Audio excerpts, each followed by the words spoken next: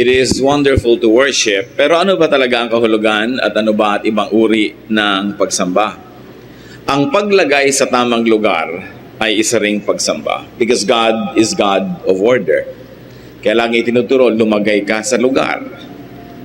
Follow the system, the organization, because God is organized and God likes people to live civilized lives where there is order. And if there's going to be order, people have to stay in their proper places. Abuse of privilege, abuse of relationships can threaten the very relationship and the organization where people belong. Ang ating pag-aaral ngayon tungkol sa isang pag-alis sa tamang lugar ng taong dapat sana nasa tamang lugar, si Miriam, kapatid ni Moses. Miriam's derma problem. Ano ba ang naging skin problem nitong ate ni Moses?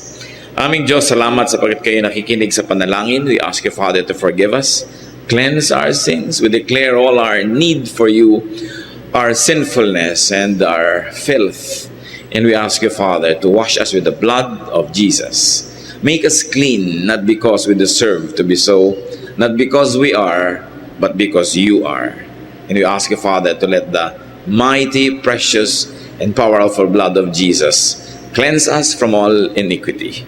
Patawarin niyo po kami, linisin, restore us, and bless us.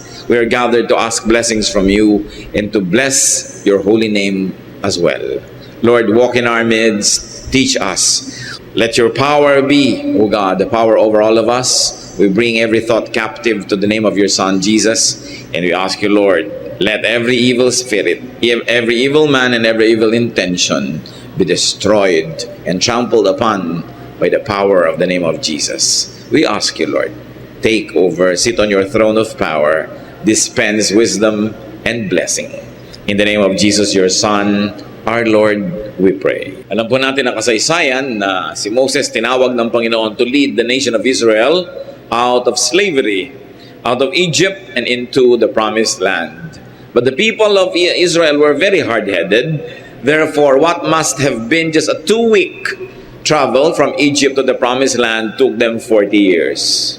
Dapat in a matter of 2 weeks, up to 2 months at most, nakarating na sila sa pupuntahan nila ayon sa mga calculations ng mga experts. Pero nagpaikot-ikot sila sa desyerto dahil marami silang naging kasalanan. At dahil sa kasalanan din na yun, lalong humaba pa ang kanilang paghihirap. Isa dyan ang naging kasalanan laban kay Moses ng kanyang dalawang kapatid. Numbers 12 verses 1 to 2. Miriam and Aaron began to talk against Moses because of his Cushite wife, for he had married a Cushite. Has the Lord spoken only through Moses? They asked. Hasn't he also spoken through us? And the Lord heard this. Iginagalang ng buong bayan si Moses, pero meron na mga nagsisimulang magreklamo, magrebelde. Sabi nila, ba't ba kami pinaalis-alis sa Egypt? Why were we led out of Egypt? Namimiss namin ang mga melon, mga pakwan, mga sibuyas, mga pagkain sa Egypt. Tapos, ang hirap-hirap ng paglalakbay na ito. In such a very volatile situation, people in higher authority must remain solid and with one another. Kasi kung ang mga tao matataas ang posisyon, sila pa yung magsisiraan, sila pa yung magsasalita laban sa isa't isa, lalong lalaki ang loob ng mga rebellious people. At yan ang naging kasalanan ni Miriam at Aaron, kapatid ni Moses, nagsimula rin silang magreklamo. Ang number 1 na reason ng kanilang pagreklamo ay yung napiling pakasalan ng kapatid nila, isang Ethiopian woman. Hindi nila gusto for whatever reason. At yun ang naging excuse para lumaki ang kanilang reklamo. Ang inireklamo na nila ngayon yung leadership ni Moses. Sabi nila, bakit? Si Moses lang bang kinakausap ng Diyos? Di ba kami rin?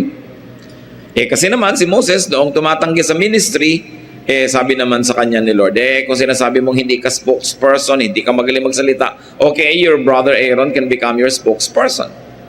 So napasama si Aaron. At si Miriam, como kapatid din, laging kasama. Pag kinakausap ng Panginoon si Moses, nadidinig na rin niya. Kasali kasi siya sa inner circle. So Moses' sister Miriam and brother Aaron began to talk against Moses. Di bali na sana ibang tao talking against him, pero ito kapatid pa. Nasa top leadership pa sila. It was an in-law issue. And Moses, you will remember, was the youngest in the family. Ate niya si Miriam, kuya niya itong si Aaron. And they began to question, even to erode Moses' spiritual authority. In such a difficult time, you need strong leadership and you need strong followership. So, hindi dapat nagmumula dun pa sa mga kapatid yung pagtatanong mismo tungkol sa otoridad ni Moses. Kinu-question nila, and of course, it was going to breed rebellion.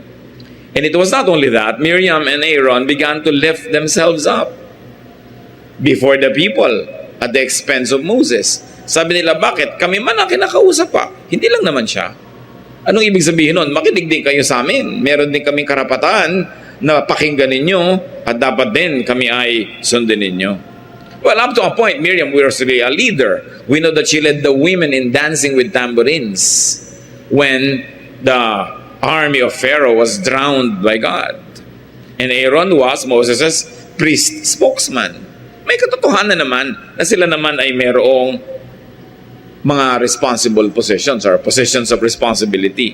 Pero lumaki ang ulo. Yan yung mga kasabihan ng mga langaw na nakatungtong sa kalabaw. Akala nila mas mataas pa sila kaysa sa kalabaw.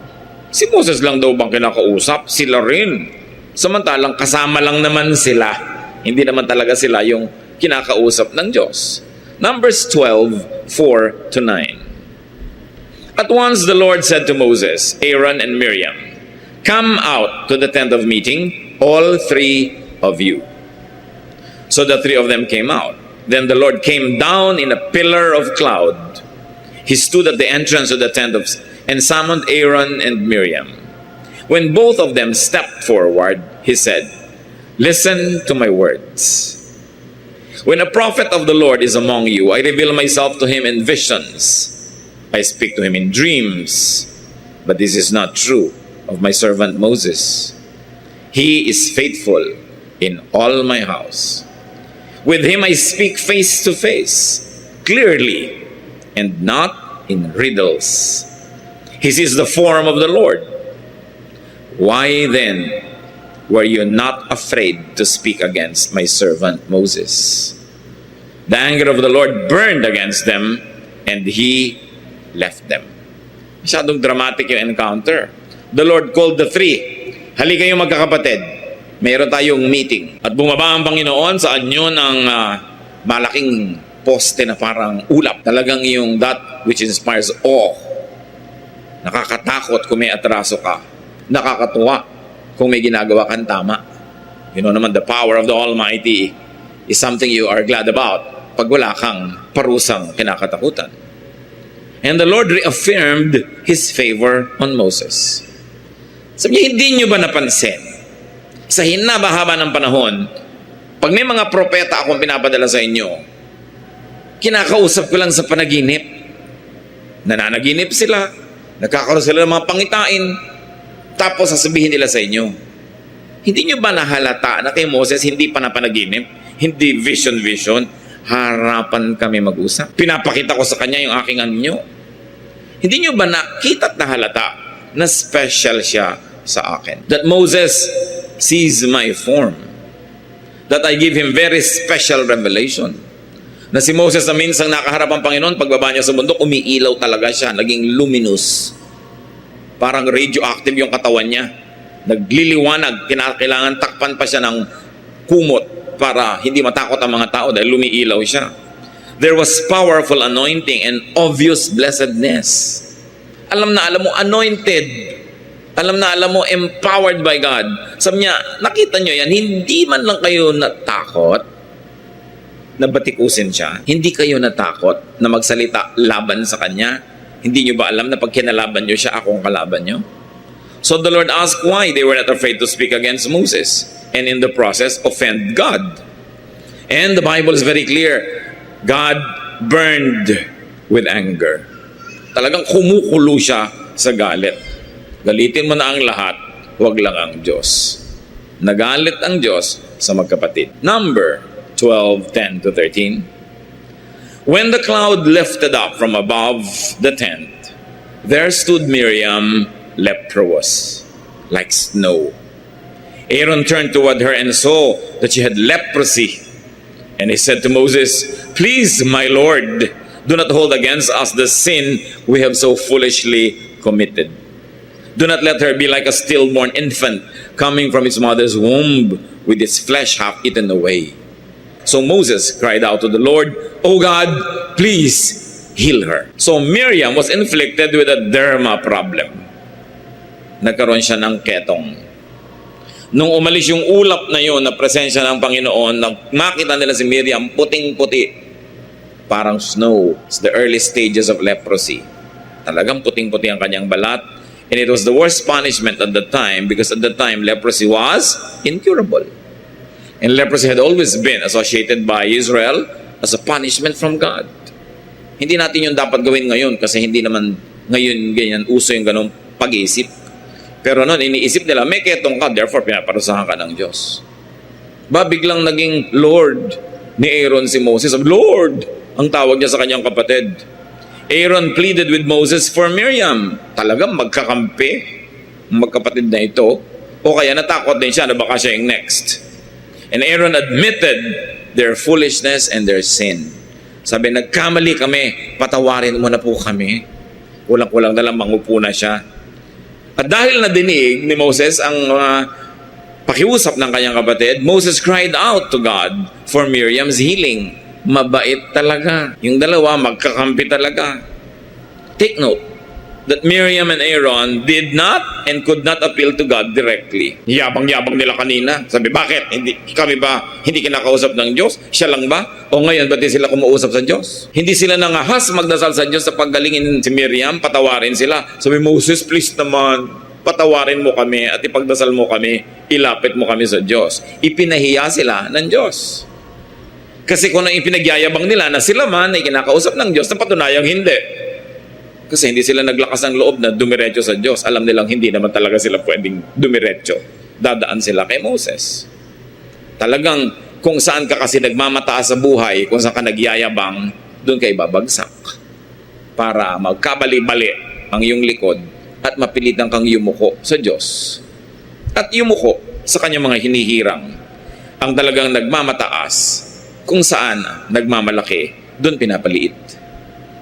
So ang claim nila, kinakausap din sila nung nagkaketong, hindi sila nangahas makipag-usap sa Diyos. At ito namang si Moses, nagdasal ka agad, tumawag sa Diyos, patawarin niyo na po, pagalingin niyo na ate ko. Numbers 12:14. The Lord replied to Moses, if her father had spit in her face, would she not have been in disgrace for 7 days?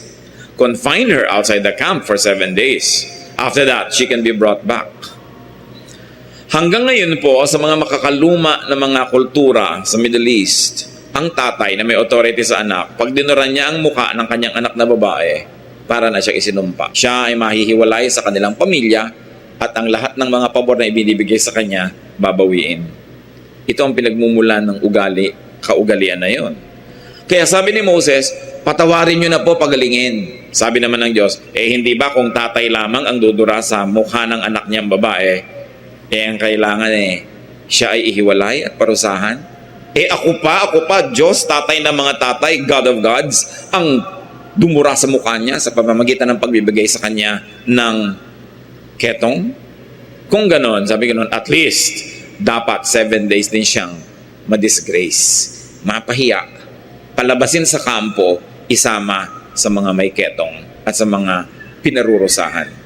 Sila po kasi ay naglalakbay, mga tent lang ang tinitirhan nila, kaya pag lumakad yung ulap na presensya ng Diyos o apoy, bunot ang mga tent, tiklop ang mga lahat, lakad din sila susunod. Kailangan sumunod sila kasi sila ay naglalakbay patungo sa promised land.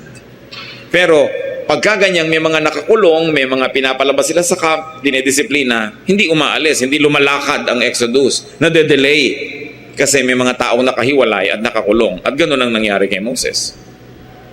Kay Miriam, rather. So the Lord listened to Moses, but not without the least punishment for Miriam. She would be disgraced for 7 days with the lepers outside the camp. So the entire nation got to know, and the entire nation did not move. Nakita niyo nangyari? Nagtataka mga tao, ba't hindi tayo lumalakad? Si Miriam may leprosy. So itong madaldal na kapatid, nagre-reklamo, nagsisimula ng rebellion, nalaman ng lahat na binigyan ng Diyos ang ketong. At dahil doon, ang buong bayan ay hindi umusad They did not move. Nadamay ang lahat. Na-delay by at least 7 days ang pagdating nila sa promised land. Because the people listened to Miriam, because they did not rebuke her when she was talking against Moses, because they gave her an audience and a forum, they were all affected. So naparusahan ang lahat. What are the lessons learned aside from your own personal reflections? One is that do not be intoxicated by delegated power or authority. Pinapahiram lang naman sila ni Moses ng kapangyarihan eh. Si Moses talaga yung meron. Dinedelegatan lang sila. Nakalimutan na nila yun. Akala nila meron din talaga silang tunay na authority. Eh hindi naman silang kausap ng Diyos. As long as they were under the authority of Moses, they could function well. But without that authority coming from the chosen channel of God, they were nothing. So ganun ang dapat nating tandaan. Pati mga delegated authority natin. Halimbawa, sa company, may delegated authority sa inyo, you should follow the chain of command. Sa armed forces, may delegated authority, follow the chain of command. Sa bahay, mayroong chain of command, follow the chain of command. Hindi ko mo binibigyan ka ng kapangyarihan. Sasabihin ng nanay mo, ikaw bahala sa mga kapatid mo, mawawala kami ng tatay mo ng 3 buwan, tapos biglang aabuso ka na, ibinigyan ka lang na assignment. Delegated authority must be reported to the giver of it. Another lesson we learn is do not speak or go against the Lord's anointed leader. Hindi lang sa religious circles may anointed leader. Siyempre sa religious leadership, theocratic, God and His anointed leader and everybody else who is appointed. Sa family, may anointed leader, yung father, then yung mother, then yung mga children. Sa mga kumpanya, merong anointed leadership. Kasi sabi sa Bible, lahat ng kapangyarihan, lahat ng otoridad galing sa Diyos. Ibig sabihin yan, kahit hindi yan religious, kahit hindi nila nire-recognize yung Diyos, Diyos pa rin ang nasa taas niyan at siya ang nagbibigay ng kapangyarihan sa lahat. At kailangan sumusunod ka dyan. At pagka tayo hindi sumusunod sa kanyang mga anointed leaders, pinepersonal yun ng Diyos. Lalong-lalo, siyempre, kung yung anointed leader, blameless, katulad ni Moses. Kasi pag yung mga anointed leaders naman, corrupt, Diyos mismo, pinaparusahan niya yung mga yan. Pero sabi niya sa Psalm 105:15, do not touch my anointed ones. Do my prophets no harm. Yan ang kabilin-bilinan.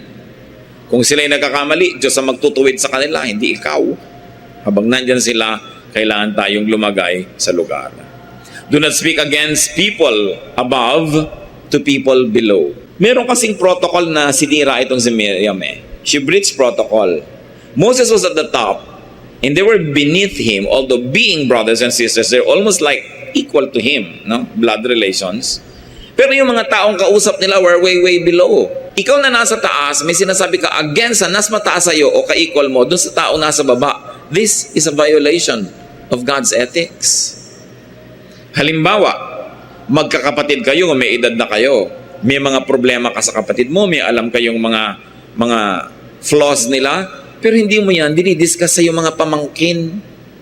Ibang level sila. Hindi dapat mag-erode yung kanilang respeto, yung kanilang paggalang doon sa mga nakakataas. Kaya hindi mo ibinababa yan. Mag-asawa kayo, may problema kayo, hindi mo dinidiscuss sa mga anak mo. Lalo't mga personal na problema ninyo. Kasi baka yung anak mo, sa'yo lang kumampi, maging rebellious sa asawa mo. Ayaw ng Panginoon ng ganong gulo. Sa church, sa family, sa lipunan, sa kumpanya. Kaya dapat tayo lumalagay sa lugar. May mga bagay na dinidiscuss sa level mo lang. Hindi mo dinidiscuss sa mga nasa baba yun. Kasi lalaki ang loob nila. At pagkatapos susuwagin nila yung authority, kasama ka na rin sa susunod na susuwagin nila. It's very important. God is very, very serious about ethics. About the chain of command. Another lesson we learn is that do not start rebellious activities and do not model insubordination.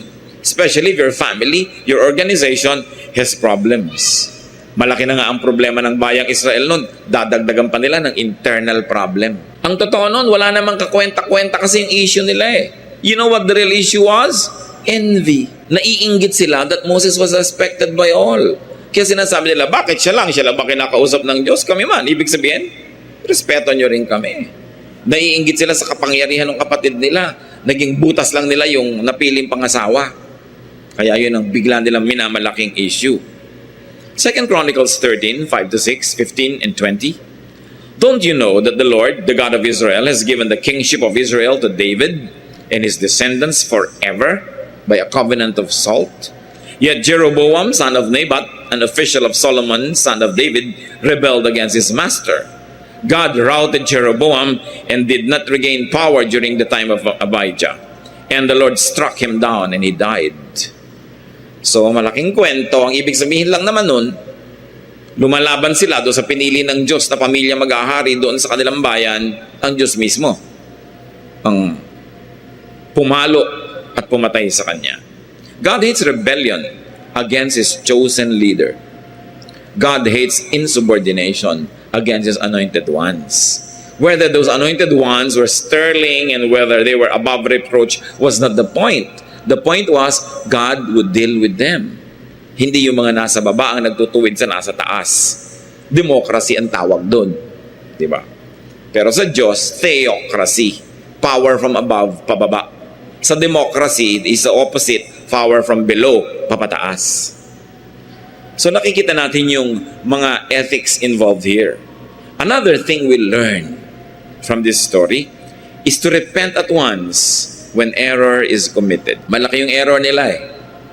Lumaban sila sa otoridad na Diyos ang naglagay. Ngayon, kung hindi naman yung Diyos ang naglagay, baka pwede pa. Pero ito, Diyos ang malinaw na naglagay. Hindi mo dapat sasalungatin. Pero ang ginawa agad ni Aaron, nung nakita niya na nagkaroon ng leprosy ang kapatid niya, humingi agad ng tawad. Kakamali naman talaga tayo eh. Lahat tayo. Ang mahalaga, oras na nakita mo ba agad na nagkamali ka, nagsisisi ka at humihingi ng tawad para hindi na lumaki. Baka ang kasunod nga, siya pa yung magka-leprosy niyan eh. O kaya si Miriam mamatay na sa leprosy kung hindi sila nagbagong loob agad-agad. Leviticus 5:5, when anyone is guilty, he must confess in what way he has sinned.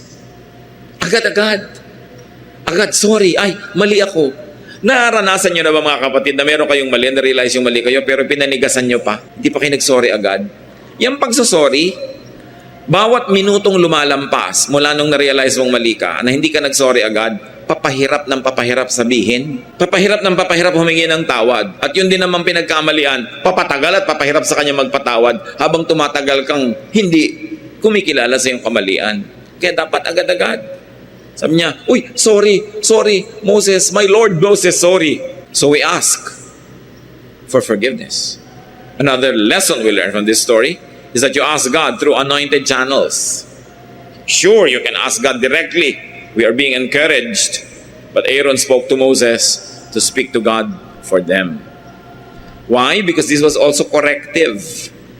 Ang galing talaga ng style ng Diyos eh. Binabaliwala nila si Moses, sabi nakakadiretso sila sa Diyos. Ngayon, binigyan sila ng inflection na alam nilang hindi pwedeng gumaling kung hindi dadaan kay Moses. Kaya doon sila dumaan. They were humbled. So if you have to eat your humble pie, eat it. When you have to swallow a toad, don't look at it too long. Swallow it quickly. Kaya kung meron tayong kailangang ihingi ng tawad agad, magpakumbaba, gawin na. Agad-agad. Habang tinititigan mo yung lulunukin mong palaka, mas humihirap lulunin. Kaya bilisan mo na. Ganon din yung pagpapakumbaba, ganon din yung pagpapakiusap na tayo ay patawarin. At mahalagang lesson dito, sabi sa James 5:16, the prayer of a righteous man is powerful and effective. If there's a righteous man or woman who prays for you, you are blessed. If there's a righteous man or woman that you can go to and say, pray for me, you are blessed. Mas mapalad ka na merong kakilalang righteous person na pinapakinggan ng Diyos kaysa mayaman o kaya makapangyarihan o sikat. Although may mayaman, makapangyarihan at sikat na pinapakinggan din naman ng Diyos. Hindi double blessing. Pero ang mahalaga at tiyakin nyo mga kapatid, sa listahan ng mga kakilala nyo, kaibigan ninyo, natatawagan nyo, textmates nyo, merong mga matuwid na tao na pinapakinggan ng Diyos. Because the prayer of righteous people moves the hand of God. Hindi pinaliwanag sa Biblia kung bakit, pero gano'n naman. Si Elijah nanalangin na, huwag umulan, hindi umulan. Nanalangin siyang umulan. Kung may kaibigan kang tulad nun. Siyempre, sila pinapakinggan din naman ng Diyos dahil hindi naman for sale yung prayer nila. At saka hindi rin pwede sila mag-pray ng labag sa kanilang kalooban at pagiging maka-Diyos din. But it's precious to develop relationships with people who are godly. And this godliness is not a franchise only of pastors or elders or deacons or deaconesses. Maraming mga tao dyan, walang posisyon, walang mga matataas na kalagayan sa organisasyon, pero righteous sa mga buhay. Gagawin nyo silang mga kakampi at tayo makikipag-pray with them and we seek their prayer. You, of course, must pray yourself, but the Bible has teachings on and examples of intercessory prayer. It is precious. Meron pa tayong isang dapat matutunan dito, mga kapatid. Do not listen to and do not tolerate a grumbler like Miriam. Hindi na uubos ang mareklamo. Ang mga mainggitero at inggitera, mahilig mag-intriga, hindi na uubos. Pero ang apoy nila ay mauubos kung hindi nyo gagatungan. Yung kanilang siga, yung kanilang malaking bonfire, kung hindi nyo hahagisan ng bagong kahoy, bagong tuyong dahon, bagong papel, mauubos din yung apoy nun. Ano naman yung mga tuyong dahon, papel, kahoy? Mga tenga na nakikinig sa mga reklamador. Dapat kung may mahilig magrereklamo dyan, huwag nyong bigyan ng audience. Huwag nyong bigyan ng pansin. Huwag nyong encourage na laging magreklamo ng reklamo. In your family, in your social circle, in your organization, there will always be people who grumble against authority. Don't give them an audience. Lalo lamang lalala ang kalagayan. Proverbs 14:15-16, a simple man believes anything. A wise man fears the Lord and shuns evil. At ayaw ni Lord, nakita nyo, yung talk against His anointed. Talk against people that makes the listeners become rebellious or they become unhappy with their lives. And then there is order and there is chaos. There is disorder rather.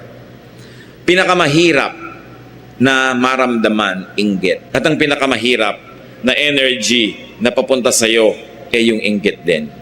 Pag kinakainggitan ka, anything can happen. Ang mga taong naiinggit, nawawalan sila ng katwiran, nawawalan sila ng bait. At kung nakikita natin, ito nakikriticize na ito, naiinggit to. You know, every form of criticism, every form of gossip is a form of envy. Why? Kasi kung hindi kayo naiinggit sa tao, dapat naaawa kayo sa tao. Halimbawa, meron siyang mali, ang pangit ng damit niya. Kung malinis ang inyong puso at wala kayong inggit, di ba nakakaawa siya? Ang pangit naman ng damit niya. Pero ba't may kikriticize? Most of the time, may envy ka sa tao na yan, kaya mo kinikriticize. Tuwang-tuwa ka na nakakita ka ng weakness na pwede mong palakihin. Tuwang-tuwa ka na nakakita ka na isang bagay kung saan parang panalo ka, kaya mo siya ibababa kasi pwede kang tumaas. Every gossip is a form of criticism. Kaya ayaw ng Diyos niyan, yung ganyan mga usapan. Hindi ka naman talaga constructive ang ginagawa kasi kung gusto mong makatulong sa tao, siya ang pupuntahan mo. Sana itong magkapatid na Miriam at Aaron nagpunta kay Moses. Moses, bakit ka naman ganyan? Hindi, sa mga tao nagpunta. Si Moses, tatakatik, tak. So, pagka may problema, malalaman nyo kung malinis ang kalooban nung nagsasalita. Paano? Ang kinakausap niya yung taong concerned. If you have a good heart and there is a problem, you go to the person concerned. You go to the person who you think is the problem. But you don't go to other people and make them believe you that this person is really a problematic person. Kasi ang ginagawa mo lang noon, kumukuha ka ng mga kakampi. In other words, you're really preparing for warfare. But if you have a good intention, diba, nasaktan ka, nagalit ka kay ganung tao, ano sabi sa Bible? Pumunta ka sa kanya, tell him his fault between him and you alone. Pero pag pumunta ka sa iba, alam mo, si ganito may fault. Si ganyan may fault. Hindi yan ang biblical way. Kaya tayo, pag nakakarinig ng ganyan, sabi mo, teka, ako ba si A? Sabi mo kasi si A kasi, sabi mo, mayabang. Ako ba si A? Hindi. Ba't sa akin mo sinasabi? Pumunta ka kay A. Sabihin mo sa kanya, nang maipaliwanag niya sa'yo, nang maliwanagan ka, baka naman nadidiliman ka lang. Pero pag nakinig ka doon, nakita nyo yung tao nakinig kay Miriam, nadamay silang lahat. Na-delay ang kanilang paglalakbay.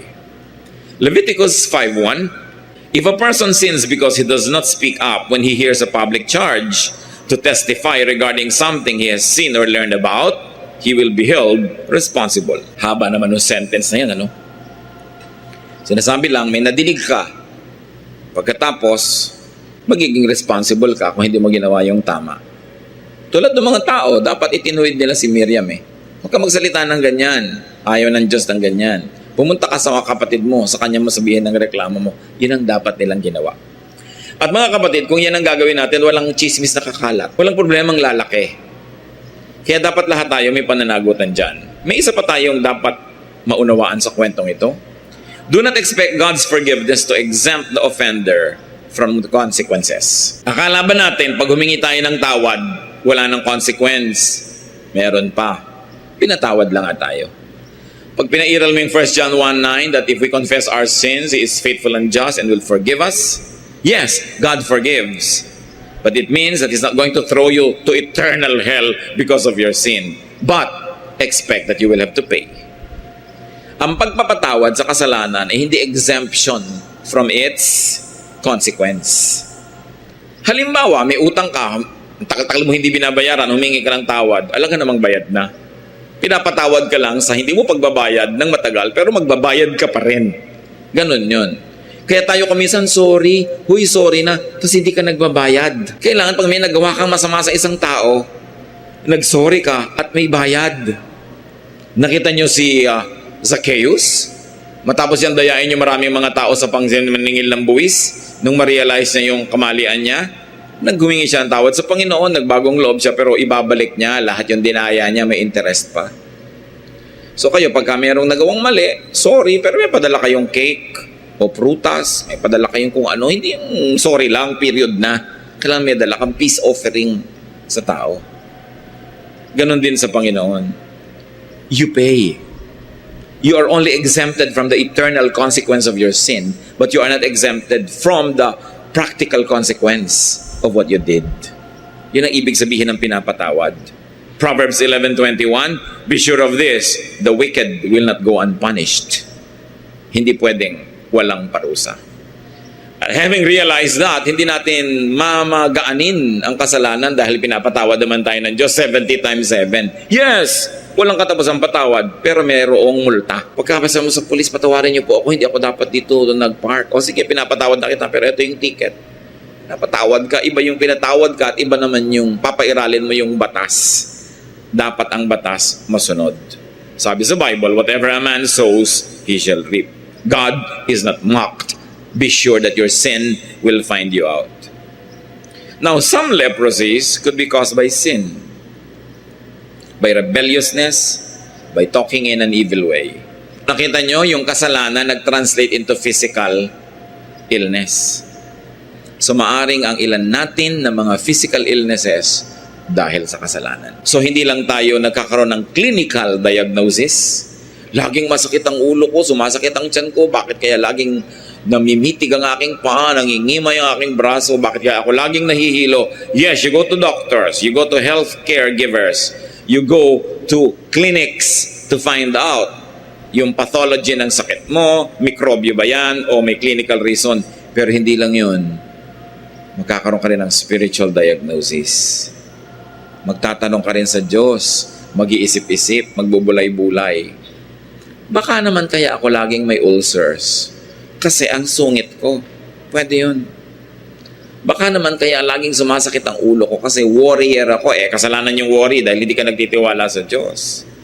Baka naman kaya ganito ang feeling ko, hindi ako mapagkatulog. Kasi meron ako mga envy, meron ako mga galit. Ang nangyayari, yung spiritual reality, the spiritual illness translates into a physical illness. Many illnesses have spiritual roots. Pero siyempre, hindi naman yun dinadiagnose sa mga doktor. Kaya ang nakikita lang nila, yung hanggang physical, pathological reasons. But beyond that, yung sinasabi nilang mind over matter, beyond what is seen is unseen, the unseen.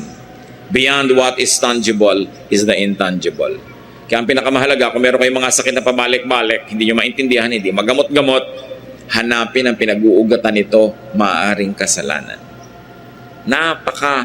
Daling makalimutan yung katotohanan na yun na tayo mga spiritual beings. We are not only physical beings. May espiritu tayo sa katawan na ito. At alinman sa dalawang yan ang may sakit, parehong naapektuhan. Pati ang espiritu, naapektuhan yan pagka ang body mo weak. Kaya nga sabi, the spirit is willing but the body is weak. Diba? Naapektuhan pati spirit sa weakness ng body. Ganon din yun, yung weakness ng spirit na apektuhan yung body. Kaya dapat parehong inaalagaan at parehong tinitingnan. Huwag niyong lilimutin ang soul searching pag naghahanap kayo ng lunas sa mga karamdaman. Sin separates. Kita niyo yung sin nitong si Miriam. Nahiwalay siya sa camp, nahiwalay siya sa kanyang kapatid, nahiwalay siya sa Diyos. Yan ang ginagawa ng kasalanan. Kaya gustong-gusto ni Satanas na tayo nagkakasala kasi nagkakahiwa-hiwalay tayo. Nag-aaway-away tayo, nagkakagalit tayo. Madali niya tayong kontrolin. Pagka tayo'y malayo sa kapwa, malungkot, o kaya ay galit, dumadali. So whatever it is that might be our sins, repent and be restored. Miriam's derma problem was really a heart problem. It was a mind problem. It was a problem of attitude.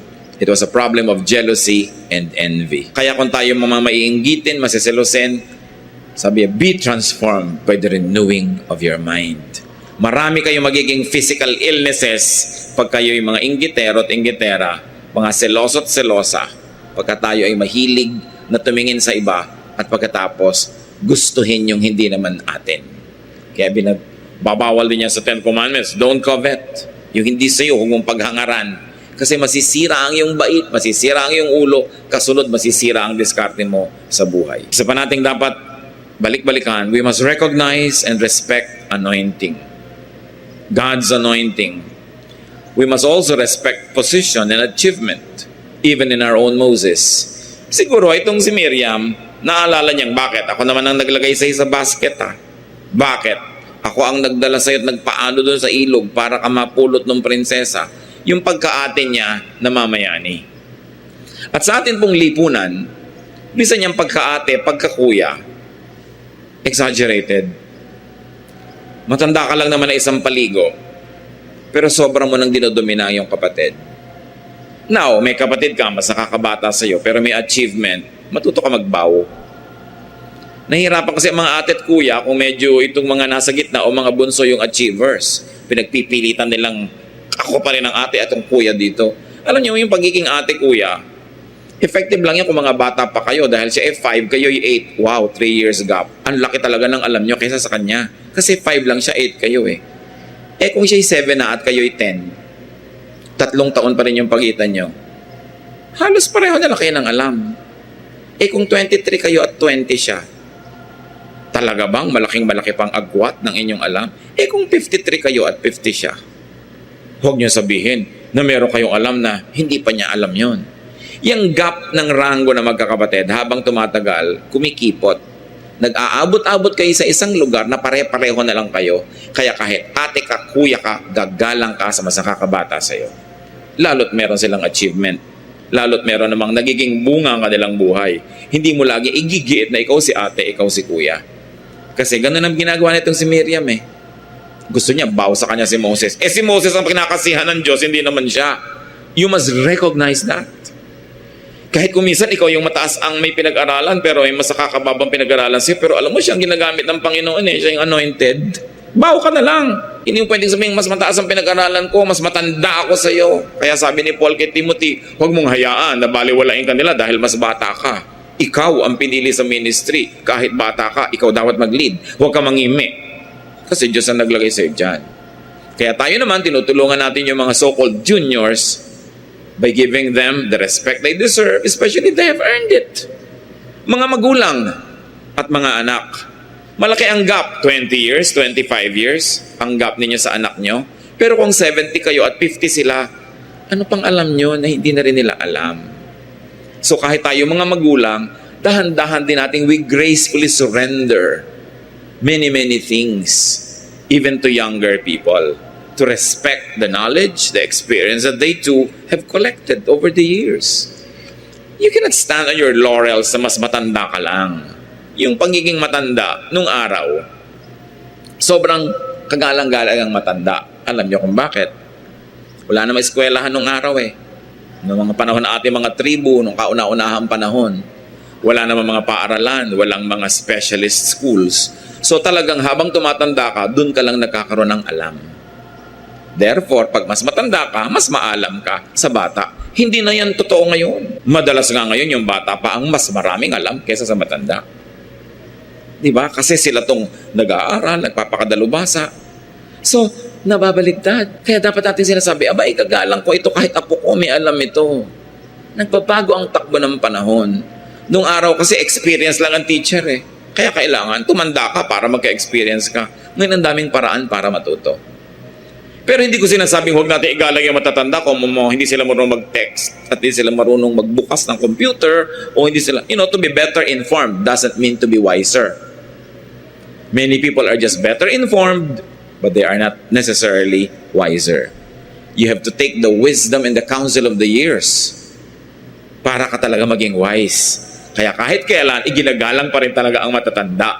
Kung ikaw yung bata, the counsel is, lagi mong igalang ang matanda. Pero kung ikaw yung matanda, ang counsel is, matuto na rin tayong gumalang sa mga bata. Age is not the only claim to wisdom now. Kaya kailangan marunong din tayo mag-surrender ng ganon. Hindi na yung mga paraan ng unang panahon, ako matanda dito, ako masusunod. Nag-iiba ang takbo ng panahon. At hindi ibig sabihin na masama yun. Kasi yung kaalaman at kahusayan na gumawa ng mga desisyon, hindi na lang alam nung mas mahaba ang naging buhay. So we must recognize anointing, position, and achievement even among what we call our juniors. At isa pang lesson dito, gusto kong bigyan natin, stop the in-law wars. Nag-asawa na yung kapatid nila, wala na silang magagawa, ayaw pa nilang tanggapin yung asawa, nagkakagulo-gulo tuloy ang pamilya nila.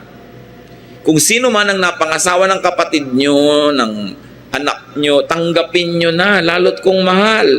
Anong gagawin ninyo? Hahatiin nyo ang puso ng kamag-anak nyo, between nyo at saka yung asawa. Kaya kailangan itong nagustuhan, tanggapin nyo na. Hindi naman kayong kasiping. Diba?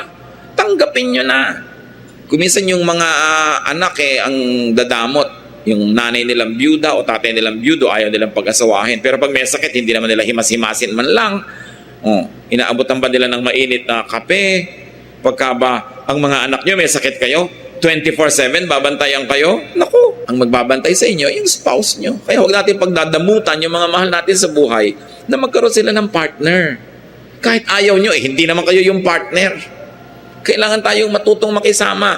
Yung anak nyo, yung kapatid nyo may mahal sa buhay, meron siyang sweetheart, ayaw nyo, makisama kayo para huwag namang mahirapan ng loob nitong inyong anak o ng inyong kapatid. At huwag yung papapiliin, ako o siya. Dahil magkaiba yung asawa, magkaiba yung kamag-anak, magkaiba yung kapartner. Pagka ang mga mahal natin sa buhay, nagkakaroon sila ng partner, pasalamat tayo dahil kung natumba sila, may dadampot, kaya ba sila laging damputin lagi? Pag nagkasakit sila, may mag-aalaga. Mahalaga yung merong ganun. Huwag tayong lumalaban at laging umiimbento ng gyera sa mga in-laws. They are permanent parts of us. So parang yung kamay mo, naiinis ka sa kamay mo, lagi mong hinahampas. Part ng family mo yan. Pag in-law mo na, part na yan ng body ninyo. Gano'ng karami pang luha ang kailangang makita natin na tumulo para matuto tayong tanggapin, makisama, and improve our relationship with our in-laws. Para tahimik ang mundo. Importante yan.